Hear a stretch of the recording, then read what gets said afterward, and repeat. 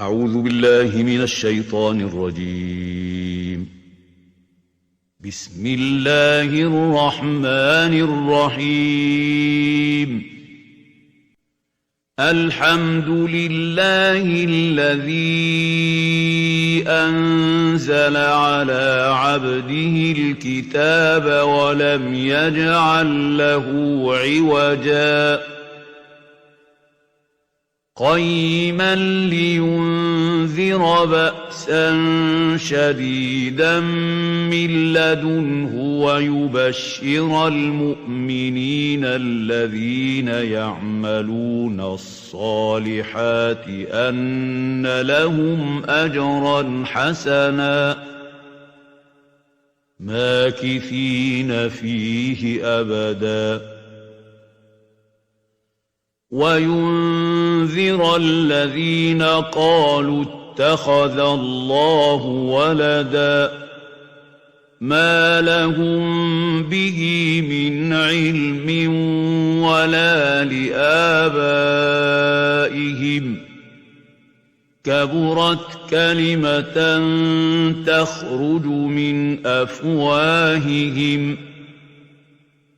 إن يقولون إلا كذبا فلعلك باخع نفسك على آثارهم إن لم يؤمنوا بهذا الحديث أسفا إنا جعلنا ما على الأرض زينة لها لنبلوهم أيهم أحسن عملا وإنا لجاعلون ما عليها صعيدا جرزا أم حسبت أن أصحاب الكهف والرقيم كانوا من آياتنا عجبا إذ أوى الفتية إلى الكهف فقالوا ربنا آتنا من لدنك رحمة وهيئ لنا من أمرنا رشدا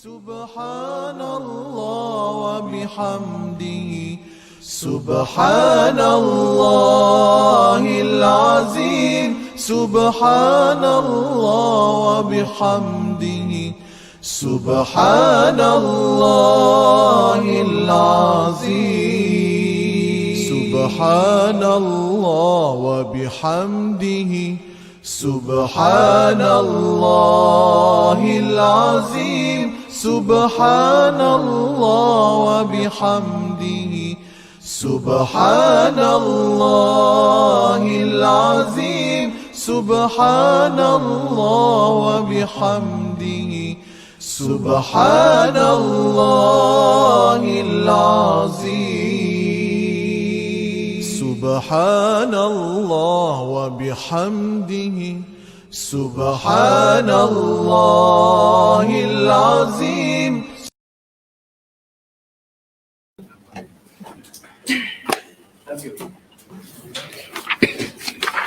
أعوذ بالله السميع العليم من الشيطان الرجيم. بسم الله الرحمن الرحيم. يوم ندعو كل أناس بإمامهم فمن أوتي كتابه بيمينه فأولئك يقرؤون كتابهم ولا يظلمون فتيلا ومن كان في هذه أعمى فهو في الآخرة أعمى وأضل سبيلا وإن كادوا ليفتنونك عن الذي أوحينا إليك لتفتري علينا غيره وإذا لاتخذوك خليلا ولولا أن ثبتناك لقد كدت تركن إليهم شيئا قليلا إذا لأذقناك ضعف الحياة وضعف الممات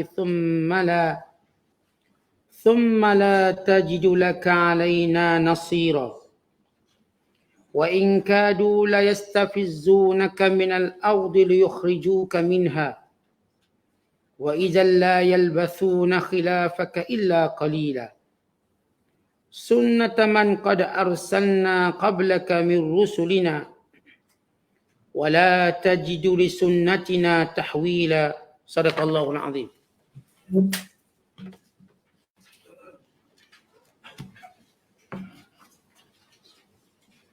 Ingatlah hari kami menyeru tiap-tiap kumpulan manusia dengan nama imamnya.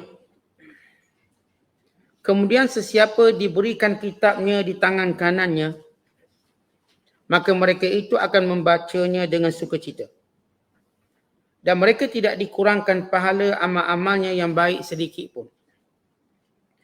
Dan sebaliknya sesiapa yang berada di dunia ini dalam keadaan buta mata hatinya, maka ia juga buta di akhirat dan lebih sesat lagi jalannya. Dan sesungguhnya nyaris-nyaris mereka dapat memesongkanmu, wahai Muhammad, dari apa yang kami telah wahyukan kepadamu, supaya engkau ada-adakan atas nama kami perkara yang lainnya. Dan kalaulah engkau melakukan yang demikian, barulah mereka menjadikan engkau sahabat karibnya. Dan kalaulah tidak, kami menetapkan engkau berpegang teguh kepada kebenaran, tentulah engkau sudah mendekati dengan menyetujui sedikit kepada kehendak mereka. Jika engkau melakukan yang demikian, tentulah kami akan merasakanmu kesengsaraan yang berganda semasa hidup dan kesengsaraan yang berganda juga semasa mati. Kemudian engkau tidak beroleh seorang penolong pun terhadap hukuman kami. Dan sesungguhnya mereka hampir-hampir berjaya mengganggumu daripada tinggal aman di bumi Mekah, dengan tujuan mereka dapat mengusirmu dari negeri itu. Dan jika berlaku demikian, maka mereka tidak akan tinggal di situ sesudahmu, melainkan sedikit masa sahaja. Demikianlah peraturan kami yang tetap mengenai orang-orang yang telah kami utuskan sebelummu dari rasul-rasul kami. Dan kau tidak akan dapati sebarang perubahan bagi peraturan kami yang tetap itu. Masih lagi kita berada dalam penafsiran suratul Isra. Bermula ayat 71 sehinggalah ayat yang ke-77. Ayat-ayat yang kita bacakan ini menceritakan keadaan manusia pada hari kiamat kelak bersama dengan para pemimpin mereka. Siapa yang mereka sokong, siapa yang mereka ikut. Siapa yang mereka mendengar nasihat dan memegang pendapat. Dan juga yang dimaksudkan ialah berkaitan dengan keadaan manusia dengan catatan yang akan dihamparkan, yang akan dibacakan pada hari kiamat kelak. Dan ayat yang kita bacakan ini juga menceritakan bagaimana usaha berterusan orang-orang musyriki Mekah, orang-orang kafir sepanjang zaman, untuk memerangkap Rasulullah sallallahu alaihi wasallam dengan fitnah yang mereka ada-adakan, untuk mengelirukan dan untuk mencampur adukkan hal agama dengan kemahuan mereka. Dan ayat yang kita bacakan ini juga menceritakan tentang usaha mereka bagi menghalau keluar Nabi Muhammad sallallahu alaihi wasallam daripada kota Mekah. Dan jawapan Allah terhadap kesungguhan mereka untuk menghalau baginda Rasulullah sallallahu alaihi wasallam keluar daripada Mekah, yang mengakibatkan mereka lah yang sebenarnya terkeluar dan akan ditimpakan dengan azab yang pedih di sisi Allah Subhanahu Wa Taala. Ini antara intipati ayat-ayat yang kita bacakan. Kata Allah, yauma nad'u kulla unasim biimamihim. Pada hari kiamat kelak, setiap orang akan dipanggil, setiap orang akan diseru dengan siapa yang mereka ikut. Nabi mana yang mereka ikut, pemimpin mana yang mereka ikut, dan kebaikan mana yang mereka turut, serta kejahatan mana yang mereka lakukan. Perkataan imam di sini ada beberapa pandangan ulama. Yang pertama, imam ialah orang yang mereka percaya. Siapa yang mereka percaya untuk memimpin mereka dalam meneruskan kehidupan atau dalam menjalani kehidupan di dunia ini. Dan imam juga yang dimaksudkan ialah kitab catatan. Setiap orang di hadapannya ada buku catatan. Sama ada dia menerimanya sebelah kanan atau sebaliknya. Dan perkataan imam juga memberi maksud agama. Agama siapa yang diikut? Agama siapa yang dituruti? Kepercayaan mana yang dia pegang dan dijadikan sebagai satu bentuk disiplin dalam kehidupannya. Maka dia akan diseru. Kemudian kata Allah Subhanahu wa taala, "Faman utiya kitabahu biyamini." Siapa yang diberikan buku catatannya di tangan kanan. Faulaika yaqra'una kitabahum. Mereka lah yang akan membaca dengan penuh kegembiraan setiap catatan mereka. Wala yuzlamuna fatila, dan mereka tidak dizalimi sedikit pun. Kalau kita tengok ayat sebelum ini, Allah Ta'ala menceritakan kelebihan manusia. Walaqad karramna bani Adam wa hamannahum fil barri wal bahr wa razaqnahum minat tayyibat وَفَضَّلْنَاهُمْ عَلَى كَثِيرٍ مِّمَّنْ خَلَقْنَا تَفْضِيلًا. Kalau ayat sebelum ini, Allah Ta'ala menyebut tentang kemuliaan manusia. Dan Allah Ta'ala juga menyebut tentang nikmat-nikmat yang diberikan pada manusia.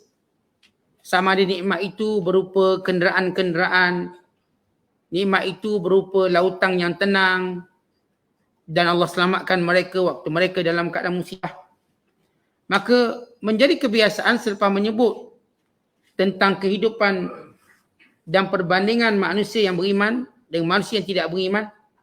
Kemudian Allah menyebut tentang Allah beri nikmat ini secara umum pada semua manusia. Maka Allah Ta'ala menjelaskan tentang bagaimana tafawut perbezaan manusia pada hari kiamat kelak. Antara ahlus sa'adah dan ahlul dhalal wal inhiraf. Antara orang yang berbahagia dengan orang yang celaka dan orang yang sesat. Yang sesat daripada petunjuk Allah di dunia. Maka pada hari itu, yakni pada hari kiamat, akan dipanggil pemimpin mana yang sesatkan mereka dan pemimpin mana yang menjadikan mereka dapat petunjuk. Maka akan dikatakan pada hari kiamat kelak, wahai umat Ibrahim, wahai umat Musa, wahai umat Isa, wahai umat Muhammad. Dan di hadapannya kitab-kitab yang diturunkan kepada nabi-nabi mereka. Artinya, diikuti dengan pemimpin, setiap umat mengikut nabi mereka, ikut siapa? Kemudian, kitab yang diwahyukan, umat Muhammad ikut Quran. Umat dahulu, umat Nabi Musa ikut Taurat. Di hadapan mereka ni kitab-kitab wahyu yang Allah turunkan. Untuk menunjukkan ini yang benar-benar ikut. Kemudian pada hari itu juga, di hadapan mereka ialah buku catatan mereka. Apakah yang mereka lakukan? Artinya bila Allah menyebut yauma nad'u kulla unasin, hari di mana semua manusia dipanggil bi imamihim, dengan pemimpin mereka. Jadi pemimpin yang mereka ikut. Dan wahyu yang mereka turut. Dan buku catatan yang menjadi suatu nilaian kepada perbuatan-perbuatan mereka. Bila benar mereka ikut nabinya, benar mereka ikut Qurannya, wahyunya, dan tercatat segala kebaikan yang mereka lakukan, kata Allah, faman utiya kitabahu biyaminih, siapa yang diberikan buku catatan tangan kanan, merekalah orang yang bergembira, yang akan membaca buku catatannya. Sebab apa dibaca? Sebab dia gembira. Sebab apa dibaca? Sebab dia seronok dengan apa yang didapati dalam kitab tersebut. Dalam ayat yang lain Allah berfirman, fa amma man utiya kitabahu biyaminih fayaqulu ha umqra'u kitabiyah. Adapun orang yang mendapat buku catatan di tangan kanannya, maka dikatakan kepada mereka, inilah buku kamu, sila baca. Dan mereka membacanya dengan penuh gembira. Wala yuzlamuna fatila, tidak dikurangkan sedikit pun pahala mereka, bahkan bertambah umpama benih yang akan menumbuhkan pokok. Setiap amalan orang beriman itu digandakan pada hari kiamat kelak. Perumpamaannya macam benih. Kita duk tanam benih, akan keluar pokok. Yang menghasilkan buah-buahan yang lebih banyak daripada benih yang kita tanam. Umpama kita tanam benih padi. Misalnya satu benih, keluar 7 tangkai. Setiap tangkai keluar 100 biji benih. Untuk menunjukkan gandaan. Dalam hadis yang diriwayatkan oleh Imam Tirmizi dan Imam Hafiz Abu Bakar Al-Bazzar daripada Abu Hurairah radhiyallahu taala anhu berkata, Nabi sallallahu alaihi wasallam menyatakan Allah Taala berfirman, Yauma nad'u kulla unasin bi imamihim.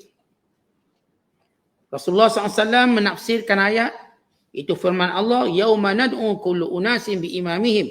Hari setiap orang dipanggil mengikut pemimpin mereka. Mengikut Nabi yang mereka turuti. Mengikut kitab catatan amalan yang mereka lakukan. Kata baginda sallallahu alaihi wasallam, dipanggil seseorang kamu pada hari kiamat kelak. Dan diberikan buku catatannya di tangan kanan. Dan dibesarkan fizikalnya. Dicerahkan wajahnya.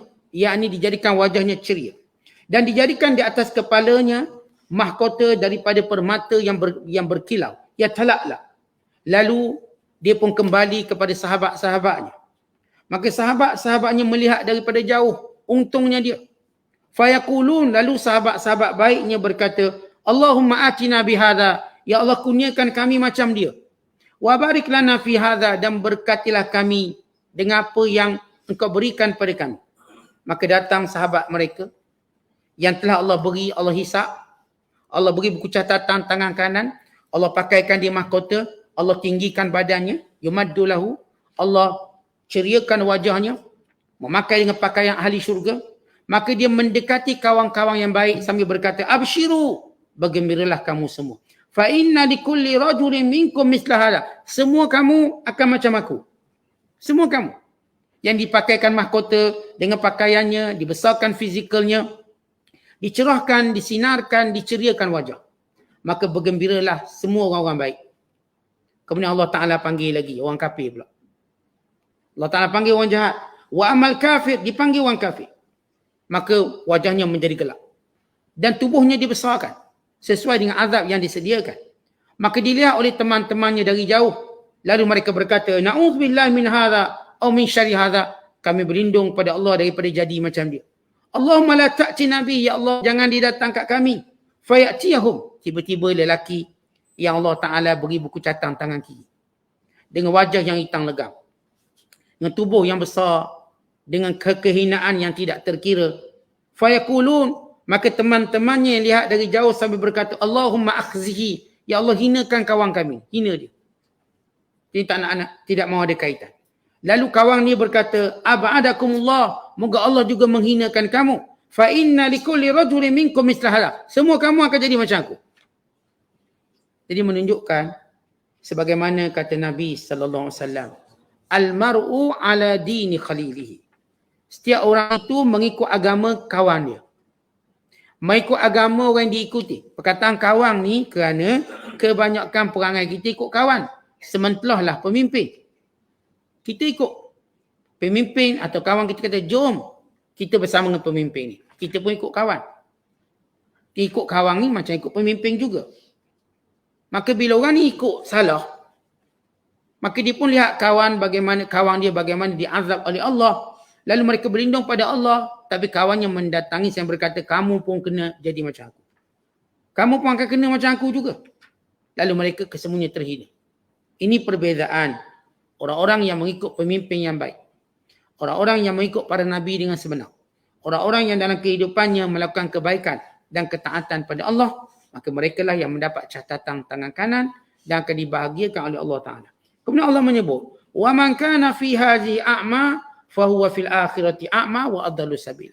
Siapa yang di dunia ini buta. Maksud buta di sini, siapa yang terhijab daripada melihat kebenaran. Terhijab daripada melihat tanda-tanda kebesaran Allah. Terhijab daripada untuk melihat kebaikan-kebaikan agama Allah ini, maka dia di hari akhirat kelak lebih buta lagi. Kalau di sini dia cuma buta hatinya. Sehingga dia tidak mampu melihat kebenaran dan kebaikan. Bukan tidak mampu melihat tanda-tanda ketuhanan. tetap sembah berhala juga, tetap sembah manusia juga, tetap hidupnya menyembah nafsu. Maka mereka ini kata Allah akhirat kelak, fahuwa fil akhirati a'ma, menjadi lebih buta, wa adallu sabila, dan lebih sesat. Maksud adallu sabila artinya mereka tidak ada mendapat sebarang manfaat di hari akhirat kelak. Langsung mereka tak dapat apa-apa akhirat kelak. Sebagaimana orang buta. Maka dia orang buta tak boleh buat apa-apa. Demikian keadaan buta mereka hari akhirat kelak. Disebabkan mereka tidak mau melihat kebenaran. Dan tidak mau mengikuti kebenaran. Sebab itu orang yang tak nak ikut kebenaran, dia ni buta. Tapi bukan buta mata, buta hati. Kadang-kadang kebenaran tu dah nampak. Kita pun kadang-kadang tuan-tuan sekalian nak lantik pemimpin, kita pun dah nampak pemimpin tu baik tak baik. Yang jaga agamanya, yang tak pernah terlibat dengan benda haram, tak pernah terlibat dengan benda yang Allah murka. Tiba-tiba ada orang kita lebih cenderung untuk ikut yang memang terkenal buat maksiat. Yang terkenal tidak takutkan Allah Subhanahu Wa Taala. Sebab itu kita perlu melihat bahawa apa yang kita lakukan ini dan siapa yang kita ikut akan dihisap di hari akhirat kelak. Kalau kita ikut orang baik, maka baik. Sebab itu bila Salamah bin Dinar radhiyallahu ta'ala anhu, dia berkata sebaik-baik pemimpin ialah pemimpin yang mencintai ulama. Kita kalau tengok pemimpin tu cinta ulama, maka dia ialah orang yang akan membahagiakan kita dunia dan akhirat. Tapi kalau jenis pemimpin duk kutuk ulama, permainkan ulama, kadang-kadang dia pun tak reti nak ukur baju dia sendiri. Dia pun bukan faham agama sangat, dia pun hina orang-orang yang lebih faham agama pada dia. Maka sebenarnya dia telah meletakkan dirinya dalam keadaan yang menjadi pemimpin yang paling buruk. Kata Salamah bin Dinar nak tengok pemimpin baik, dicinta ulama. Kali itu bila Umar bin Abdul Aziz dinasihati oleh seorang ulama, bila beliau meminta panduan ketika mana beliau menjawab datang khalifah, maka kata ulama ini, ya Amirul Mukminin, lihatlah siapa sekeliling kamu. Kalau sekeliling kamu orang baik-baik, maka kamu akan baik. Yang dimaksudkan orang baik ni, orang yang jaga agama. Orang baik ini bukan kita tengok cakap lembut dengan nilai yang baik dunia, bukan. Baik ini maksud dijaga agama, dijaga halang-harang dosa pahala. Sebab orang bila dijaga halang-harang dosa pahala, inilah dia akhlak yang paling tertinggi. Akhlak paling tertinggi ialah menghitung setiap tindakan, perkataan dan perbuatan dosa dan pahala. Yang bawah sikit pada dia ialah orang yang cuma menghitung pandangan orang. Yang ni kalau orang nampak baik, dia buat. Yang ni kalau orang nampak tak elok, maka dia tinggalkan. Hitungannya pada penilaian manusia. Dan yang ketiga, nilai kebaikan ialah bila orang buat baik sebab dia cari untung duniawi. Sebab dengan buat baik tadi, dia pun dapat bisnes. Umpama orang yang meniaga, dia berlembut dengan customer dia, supaya dia dapat tarik keuntungan. Maka ini pun dia buat baik juga, tapi dia punya ukurannya ialah untung dunia banyak mana. Sebab tu kita tengok yang jaga hotel mulut manis belaka, muka manis. Sebab apa? Dia nak duit. Yang jaga bahagian pelaburan, ambil panggil jutawan-jutawan, lembut layan sebab nak duit. Akhlak ini berdasarkan keuntungan. Ada akhlak berdasarkan kepada sokongan manusia atau redha manusia. Dan akhlak tertinggi dan akhlak yang kita dituntut mencari mereka ialah orang mencari redha Allah. Hitungan dalam tindakannya pahala ke dosa? Dia bukan cerita menang, dia bukan cerita kalah, dia bukan cerita orang suka, orang tak suka, dia cerita Allah suka tak ataupun Allah tak suka. Apa yang dibuat ni dosa ke pahala? Dan semua tindakan. Sebab tu nanti akhirat kelak kita akan dipanggil. Dan setiap orang akan dipanggil dengan nama mereka dan dengan nama bapa mereka. Untuk menunjukkan pertanggungjawaban bapa atau bapa dalam mendidik. Bila orang tu jahat, dalam hadis Nabi sallallahu alaihi wasallam menyatakan, hadhihi ghadratu fulan ibni fulan. Ini pengkhianatan fulan bin fulan. Yang nisbah kepada ayah. Itu disebut setiap kita akan dipanggil dengan nama kita. Dan dengan nama bapa kita. Setengah ulama seperti Muhammad bin Ka'ab Al-Qurazi mengatakan setiap orang akan dipanggil dengan mak dia, dengan nama mak dia. Kalau mak dia nama Aminah, dia nama Ali, Ali bin Aminah sebagai contoh. Tetapi pandangan jumhur ulama, setiap orang akan dipanggil dengan ayah mereka. Kalau dia Ali bin Ahmad, maka Ali bin Ahmad dipanggil. Untuk menunjukkan tanggungjawab ayah dalam mendidik anak-anak. Untuk menunjukkan bahawa anak ni yang pertama akhlak yang diikuti ialah akhlak ayah dia. Perangai ayah dia. Kalau ayah dia orang baik, maka baik dia. Pemimpin pertama kita dalam hidup ni, sebelum kita kenal pemimpin luar, ayah kita. Sebab ayah kita yang menyuruh dan melarang. Ayah kita yang letakkan hukuman. Buat macam ni, ayah hukum macam ni. Buat macam ni, maka kita terdisiplin dengan pemimpin pertama, ayah kita. Kalau disiplin yang ayah kita berikan ini disiplin yang baik, takutkan Allah, maka kita telah letak tapak kaki kita dalam kepimpinan yang betul. Nanti bila kita keluar daripada masyarakat, kita juga akan mencari pemimpin ini. Pemimpin yang dia tahu bawa kita kepada perintah dan larangan Allah. Supaya kita mematuhinya. Itu semua orang kena tahu. Setiap pemimpin kita, dia akan menjadi hujah kita depan Allah. Kalau sekiranya pemimpin kita betul, maka kita pun betul. Kalau pemimpin kita ini bengkok, maka kita pun bengkok. Kita tak akan jadi lurus. Sebab itu Allah Ta'ala cerita dalam banyak ayat, bagaimana seorang yang cuma ikut pemimpin hanya untuk mencari duniawi, dia akan menyesal. Yang ikut pemimpin untuk mencari ukhrawi, orang ini selamat. Sebab itu dalam melantik kepimpinan, kita jangan ingat itu benda, kita jangan ingat itu benda yang mudah atau kata lain, kita tak akan ditanya apa-apa. Kita ditanya. Sebab itu bila kita nak lantik pemimpin, ditanya kenapa kita lantik dia? Atas sebab apa? Maka setiap orang mesti ada hujah di hadapan Allah.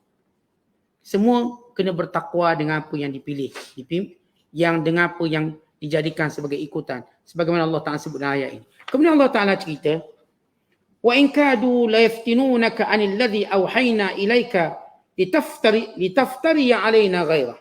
Sesungguhnya mereka, yakni orang kafir, sentiasa berusaha untuk memfitnah kamu wahai Muhammad, memalingkan kamu daripada wahyu yang kami turunkan kepada kamu, supaya kamu mengada-ngadakan sesuatu yang kami tidak perintahkan.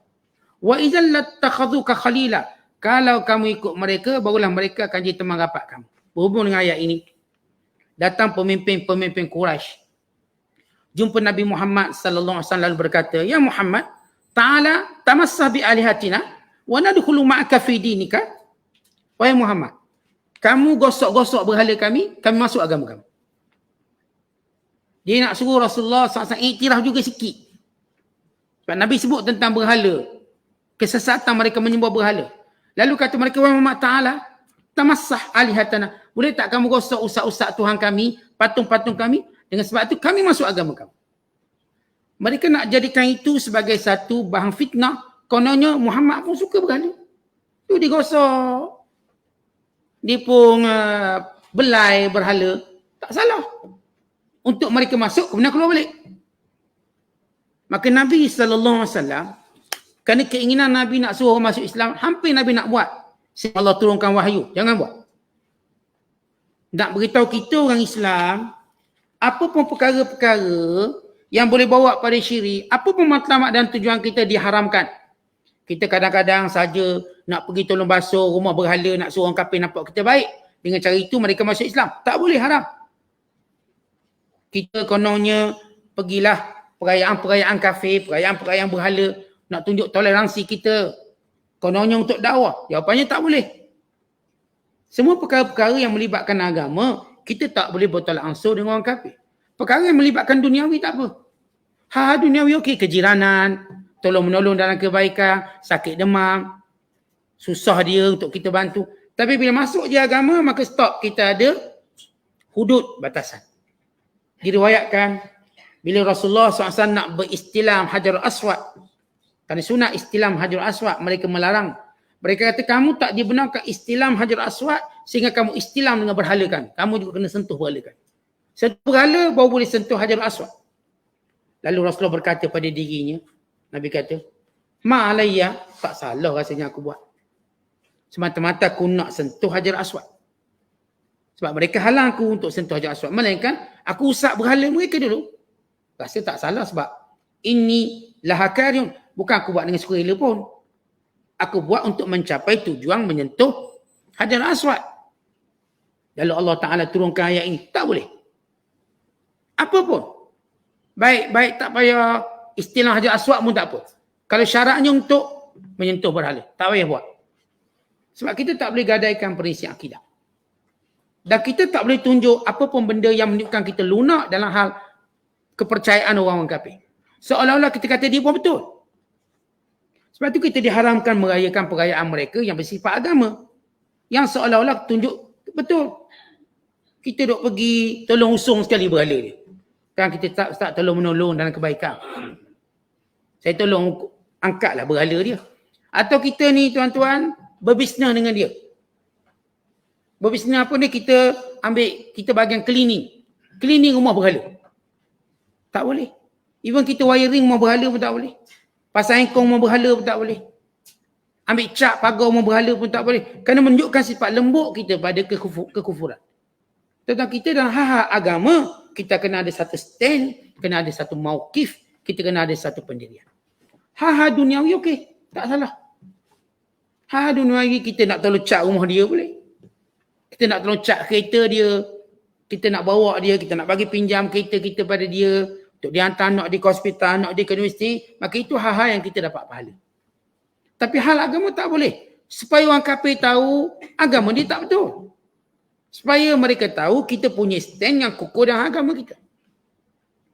Umat Islam baik dia bukan dalam hak agama tu. Hak agama tegas dalam hal-hal kemanusiaan. Nabi SAW dalam hal kemanusiaan, ya, Nabi buat kebaikan. Bukan Nabi suruh. Tapi hal agama tak boleh. Even sentuh berhala, nak cari redha dia. Lawa juga berhala kamu. Selfie sekali. Tak boleh. Kita pun nak selfie juga. Ajak member kafir ni selfie depan berhala. Ini semua perbuatan yang diharamkan. Kita diharamkan menunjukkan kelunakan dalam agama mereka. Dalam hal agama, kelunakan dalam hak kemasyarakatan, dalam hak kemanusiaan amat dituntut. Dan kita dituntut menunjukkan akhlak yang mulia. Dan ini pertama yang Allah Ta'ala kata, jangan nanti mereka jadikan itu sebagai satu agenda dan propaganda untuk menunjukkan bahawa tak salah dalam agama kamu. Ini Allah sebut, litaftari yang alaina ghairah, untuk kamu melakukan sesuatu yang bukan daripada perintah kami. Mengada-ngadakannya. Walaula, kalau tidak sekiranya, anthabbatnaka, kami yang tetapkan pendirian kamu. Laqad kita, maka hampirlah kamu wahai Muhammad, tarkanu ilaihim syai'an qalila, cenderung pada mereka sedikit demi sedikit. Kita tuan-tuan dalam hidup ni kan kita ada matlamat. Dalam hidup ni kita ada tujuan. Apa pun matlamat kita, tidak boleh menghalalkan cara. Al-ghayatu la tubarrirul wasilah. Walaupun matlamat kita nak dakwah, matlamat kita nak tunjuk kita orang Islam baik dan sebagainya, tapi cara tu kena pastikan cara yang tidak salah. Kalau cara itu salah, maka tak boleh. Kita duduk minum-minum temang dia minum arak. Kononnya nak dakwah, tak boleh, cara tu salah. Duduk minum-minum kopi tak apa. Kita masuk kelab malam dia untuk sama temang dia minum. Nanti bila dia mabuk, kita hantar ke rumah, baru kita nak dakwah. Tak boleh cara tu. Kita tidak boleh menggunakan kerana matlamat kita, lalu kita gunakan cara yang salah. Sebab itu Nabi SAW sentiasa berdoa bila turun ayat ini. Allahumma la takinni ila nafsi tarfata'ain. Ya Allah, jangan engkau biarkan aku membuat keputusan dengan diriku. Jangan kau biarkan sehingga engkau yang bimbing aku. Allahumma, ya Allah, la takilni, jangan engkau serahkan diriku ila nafsi, kepada diriku, tarfata aini, walau sekelip mata. Maknanya Nabi SAW berdoa, ya Allah, jangan pernah ada keputusanku engkau tidak bimbing dan engkau tidak pelihara. Aku bimbang keputusan ini keputusan yang sesat. Keputusan yang boleh merosakkan agama. Sebab itu kita pun sama. Tuan-tuan, bila kita nak buat keputusan besar dalam hidup kita, doa, Allahumma la takinni ila nafsi tarfata'ain. Ya Allah, jangan engkau serahkan urusan ini pada diri aku. Biarlah urusan engkau yang ilhamkan pada aku, bimbing. Apa pun kita nak buat, benda-benda besar, jangan sampai hawa nafsu kita yang buat keputusan. Kita akan menyesal. Dunia dan akhirat. Kita nak kahwin bersama, jangan kerana hawa nafsu yang memutuskan kita nak kahwin dengan fulan bin fulan. Biar kerana agama. Kita nak kerja pun sama. Dalam kita pilih majikan kita, jangan silap pilih majikan sampai tak bagi solat Jumaat, tak bagi tutup aurat, tak bagi itu dan ini. Doa pada Allah, ya Allah, setiap kali aku buat keputusan, engkau jangan biarkan aku bersendirian. Engkau bersamaku dalam buat keputusan. Akhirnya semua keputusan kita buat benar-benar memberi manfaat pada kita. Kerana itu bila turun ayat ini, sebab Nabi SAW hampir terfikir untuk buat macam orang kafir. Nak. Bukan dalam ayat yang lain, orang kafir datang, wahai Muhammad, ginilah. Kamu sembah berhala kami Kami akan sembah Tuhan kamu. Waddu law tudhinu fayudhinun. Boleh tak wahai Muhammad, kamu berlembut dengan kami berlembut dengan kamu. Kamu jangan duk kata sangat berhala kami ni. Tak bermanfaat lah itu dan ini. Kamu sembah berhala kami sehari, kami sembah Tuhan sekali. Kita gila-gila lah sembah. Ini fahaman liberal. Yang pertama yang dilakukan oleh puak-puak kafir ni. Maka Allah turun ayat yang tak boleh. Hal agama, tak ada kompromi. Kita tuan-tuan dengan orang kafir je, bila melibatkan agama, tarik handbrake. Melibatkan hak kemanusiaan, silakan. Rumah dia banjir, kita tolong. Rumah berhala dia banjir, itu urusan dia, bukan urusan kita. Dan kita pula lebih sudu pada kuah. Kita pula tolong selamatkan berhala mereka. Hantar buk, selamat. Oh, dijulang sebagai hero. Inilah dia sebenarnya warga Malaysia. Ini bukan warga Malaysia, ini warga neraka ni. Yang dengan berani tidak takut kepada amaran syirik. Dengan berani tidak takut kepada ancaman Allah Ta'ala. Ini berhala yang benda yang pandai Allah Ta'ala murka. Orang yang menyembahnya. Tiba-tiba kita tolong selamatkan berhala. Dinobatkan sebagai warga Malaysia yang prihatin. Ini bukan warga Malaysia yang prihatin. Ini warga yang jahil. Tak ada agama. Kita dah sebut. Bukan kita anti untuk membantu menolong. Itu hal-hal lain. Hal agama kita ada stand. Kita ada pendirian. Apa pun matlamat kita tak boleh menghalalkan cara kita. Tak boleh. Cara Allah dah sebut cara ni boleh, cara ni tak boleh. Walaupun kita tak sampai matlamat tu tak apa. Kerana bila cara betul, matlamat kita akan betul. Bila cara salah, walau asalnya matlamatnya betul, dia jadi salah. Bila dia salah, maka Allah murka dan Allah Ta'ala tak pandang. Kemudian kata Allah Ta'ala, sesudah menegur Nabi SAW, "Idza la'azaqnaka," kalau kamu buat juga wahai Muhammad, "la'azaqnaka," kami akan timpakan kamu azab. "Di'fal hayah," berganda di dunia. "Wa di'fal mamat," dan selepas mati kami ganda lagi azab. "Thumma la tajidu laka 'alaina nasira," dan tak ada orang yang boleh tolong kamu. Bukan Rasulullah buat, tapi Nabi Allah Ta'ala beri amaran. Kalau kamu buat, berganda. Sebab tu kata ulama, di antara sebab dosa kecil jadi besar, bila dibuat oleh pemimpin. Sebab pemimpin ini orang contoh. Bila ulama menyebut antara 5 sebab bagaimana dosa kecil boleh menjadi dosa besar. Antaranya bila dosa kecil itu dilakukan oleh orang-orang yang diikuti. Orang-orang namanya pemimpin. Nabi SAW pemimpin. Kalau Rasulullah buat satu benda yang ni, maka orang yang akan ikut. Maka jadi kesesatan. Bukan bermaksud Rasulullah buat, tetapi Allah Ta'ala nak beri penegasan. Tentang tiadanya kompromi dalam hak agama. Kalau siapa yang berlembut dalam hak agama ini, Allah akan timpakan azab berganda di dunia dan di hari akhirat. Kemudian dia tak akan dapat pertolongan dari rahmat Allah. Wa'in dan sesungguhnya mereka, wahai Muhammad, la yastafizunaka minal ard.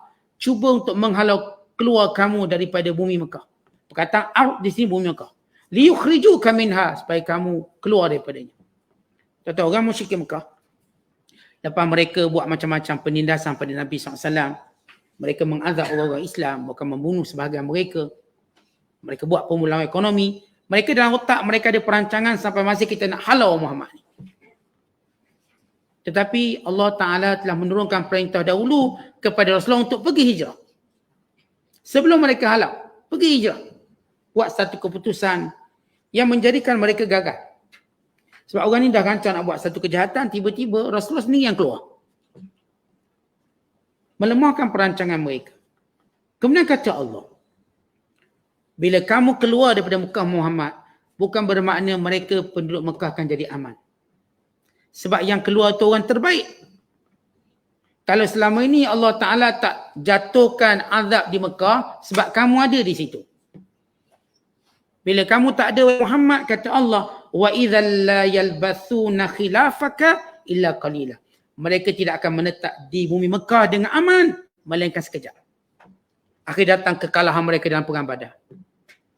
Datang siri-siri kekalahan mereka sehingga lemah mereka dengan perjanjian Hudaibiyah dan berakhir dengan pengepungan kota Mekah dan pembukaan kota Mekah. Sunnataman qad arsalna qablaka min rusulina. Itulah sunnah yang Allah tetapkan kepada Rasul kami. Kalaulah Nabi itu keluar atau Nabi itu dikeluarkan, maka negeri itu akan dihancurkan. Mereka lupa sunnah itu. Nabi Saleh bila keluar, dihancurkan buminya. Nabi Lut bila dia keluar, maka dihancurkan. Semua para nabi bila mana mereka keluar atau dikeluarkan, melainkan bumi itu akan dihancurkan, melainkan kaum Nabi Yunus alaihissalam. Karena waktu mereka penyebab keluarnya Nabi Yunus, tapi mereka taubat dulu sebelum turunnya azab. Akhirnya Allah mengembalikan Nabi ini kepada mereka untuk mereka beriman dan menikmati limpahan rahmat Allah Subhanahu wa taala. Wala tajidu li sunnatina tahwila, tidak ada perubahan pada peraturan Allah. Peraturan Allah bila orang baik-baik keluar, maka tempat itu akan dibinasakan. Sebab tu hati-hati bila berurusan orang baik ni. Kita patut rasa bertuah bila ada orang baik. Ia punca datang rahmat Allah, pertolongan Allah. Tapi kalau kita duduk inti orang baik ni, orang baik ni semua keluar daripada kelompok kita, kampung kita, taman kita, maka tunggulah kehancuran yang Allah Ta'ala janjikan. Dan ini sunnatullah. Selagi mana ada orang-orang baik, maka kita dilindungi daripada diazab oleh Allah. Kerana mereka sentiasa menyuruh ke perkara yang baik, mereka sentiasa memantau masyarakat, kerana kebaikan mereka ialah melaksanakan perintah Allah Ta'ala. Wallahu a'lam. Assalamualaikum.